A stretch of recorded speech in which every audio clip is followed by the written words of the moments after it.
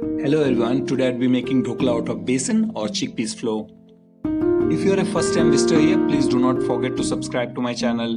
If you are a returning subscriber, thank you for visiting us again. Let's go to my kitchen now to see the making of dhokla. For this we make use of 1 cup of besan or chickpeas flour.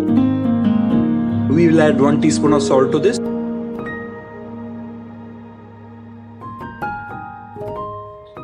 In goes about 2 tablespoons of cooking oil. Now we'll mix these ingredients together. It's time to add water and make a batter out of these ingredients. We have to ensure that this batter does not form lumps. We'll add water little by little and keep mixing it till we get a batter-like consistency. Please do continue watching this video till the end to see the making of dhokla.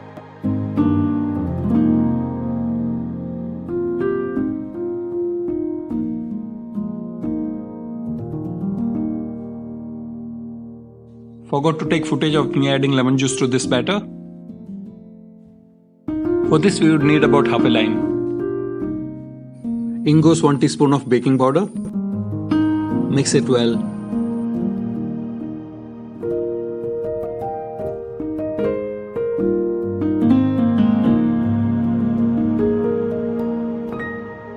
Time to add half teaspoon of baking soda. Mix it well. At this point we can see bubbles coming out of the batter. Set it aside for about 10 minutes.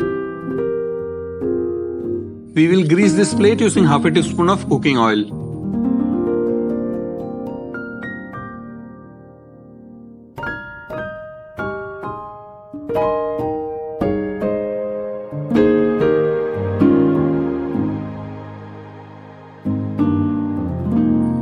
Now let's pour the batter that we have prepared into this plate. We'll steam this to prepare our dhokla.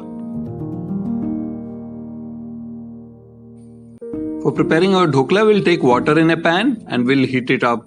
Once water starts boiling, we'll place a plate on top of it with holes in it.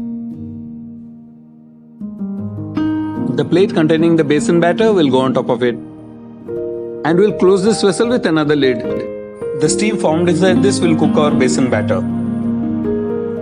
We'll slit some green chilies in this fashion.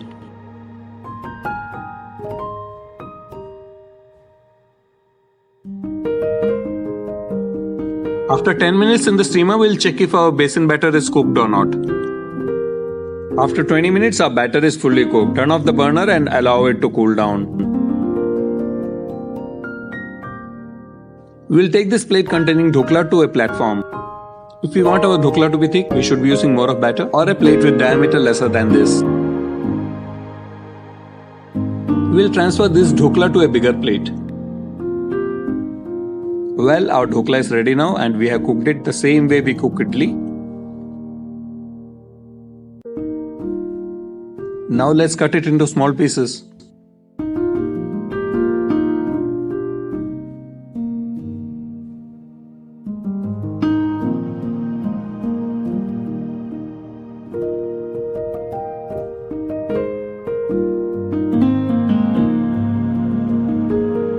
Now it's time to do some tempering, and once the tempering is done, we'll add it on top of the dhokla.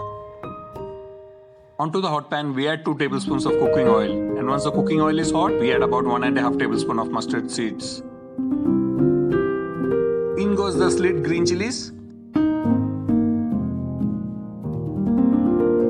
Now we'll add some curry leaves.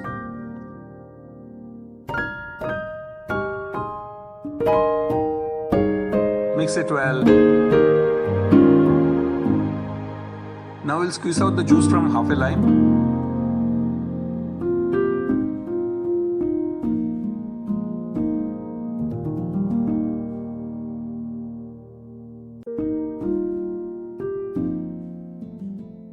At this point, I'm adding about half a glass of water to this.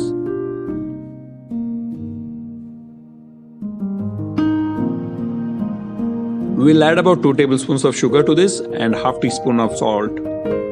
Once the sugar completely melts down and the liquid starts boiling, we'll turn off the burner. We'll pour this tempered content on top of this dhokla. The dhokla will absorb this liquid and be juicy and fluffier.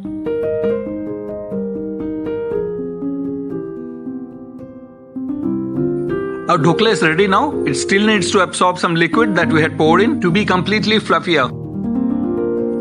I feel very tempted to have it right now. How about you? Look at our dhokla, it's very spongy. For a thicker dhokla, we need to add more of batter or use a smaller vessel with a bigger rim.